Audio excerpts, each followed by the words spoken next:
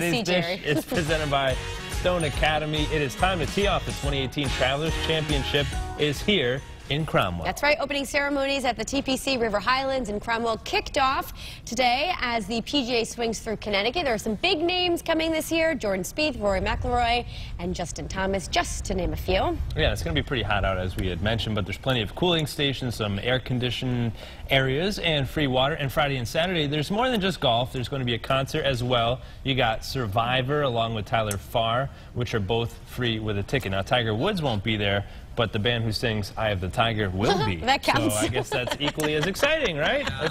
If you can't get Tiger, you get them, I guess. So that's going to be a lot of fun. This is like a tradition here in Connecticut. I mean, summer is here, I think, when finally. the Travelers rolls into town. I remember growing up as a kid, it used to be the GHO. Greater Hartford Open, right? And now Travelers, and you used to live right by it. I mean, there must have been tons of traffic in Cromwell. Oh, it's crazy. It's the biggest thing that happens in Cromwell every year, besides the Cromwell Diner. So it's going to be a big show yet again this year. So we're excited. I know News 8's going to be there all week long. Yeah, we haven't got invited yet, but maybe... We did get invited. I think we're going to be there Thursday. We did? Yeah. Maybe you did. Check your email. All right. All right, Beyonce and Jay-Z surprised everyone over the weekend by releasing their long-awaited joint album titled Everything Is Love. Yeah, it's a 9-track project that also has a video out of one of the tracks, and it was shot in the Louvre Museum in Paris. And for now, Everything Is Love is only available on Jay-Z's Tidal streaming service. I think more people still have Motorola Razrs than they have Tidal. Well, they're going to get his service to get the new album, right? I think that's what it is. They dropped this music, and you figure, oh, I got to sign up. And then, like, do you forget to discontinue it? Like, do people still... Oh, that's a good thought. I don't have the answers for you. But they're going to be here in July in North America, so that'll be big. I know you're a big Beyonce fan. Like, are you going to... my favorite concert was Jay-Z at Justin Timberlake. Oh, really? I think it would be a great show, the two of them put on together. Get your tickets. I'll be your +1. Oh, Let's get it going. All right, it's summertime, and for the movies, there are some movies making some big bucks. The Incredibles are really proving that they're, well, incredible. The superhero sequel, The Incredibles 2, debuted with a staggering $180 million over the weekend. That's the biggest animated opening of all time and the 8th best debut weekend in box office history. Pretty crazy. I mean, I know The Incredibles was a big movie, but I didn't expect it to be that big.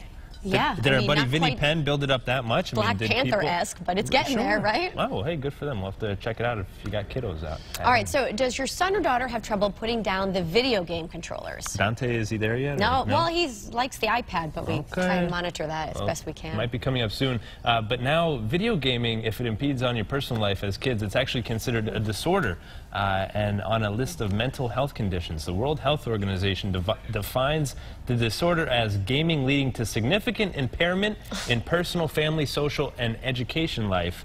And it's like, where do you draw the line here? I mean, obviously, games are fun for kids, but I think there is a point where you got to say, hey, put it down. You got to live your life. Yeah, I'd so. What about Twitch? It's a channel just to watch people play video games. Yeah, which I think Amazon just bought for like millions of dollars. How do you watch people playing video games? That's a thing. Yeah, you could try it. Twitch.com. I'm not interested. I don't know.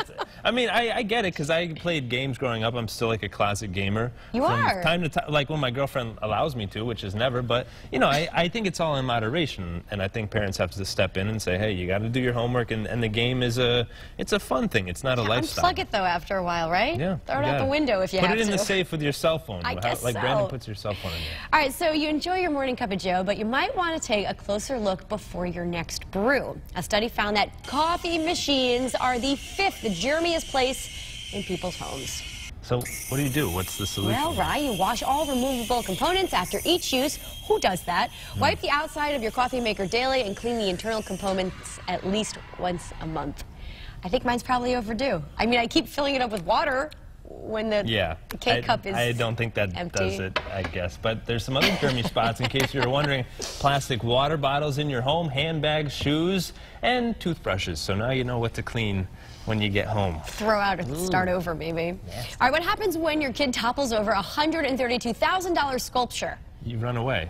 Are you stuck with the bill? I guess that's the case here. Take a look at this surveillance video taken during a wedding reception last month. A 5-year-old boy here was hugging this sculpture. I hope he didn't get hurt. Well, he ended up hugging it, and then as you'll see here, it kind of topples over, and oh boy, okay, there it is. Well, it fell right on him, though. So he was okay. He got up, and the little boy was all right. But then the mother rushed over to help, and the damage that the insurance company said the family would have to pay for, actually, and the insurance company wouldn't cover it. Let's take a listen. My children are well supervised, but all people get distracted. All right, so the city's calling the incident unfortunate, but the parents are on the hook to pay. I mean, what do you do? Wow. You're a mom. What do you do in that scenario? It is an accident. If you have a venue where children are invited and are allowed to be there, you have to safety-proof stuff. Yeah.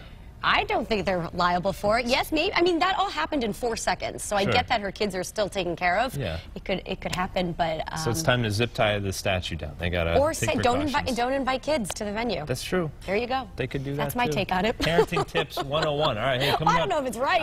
Well, all right, but.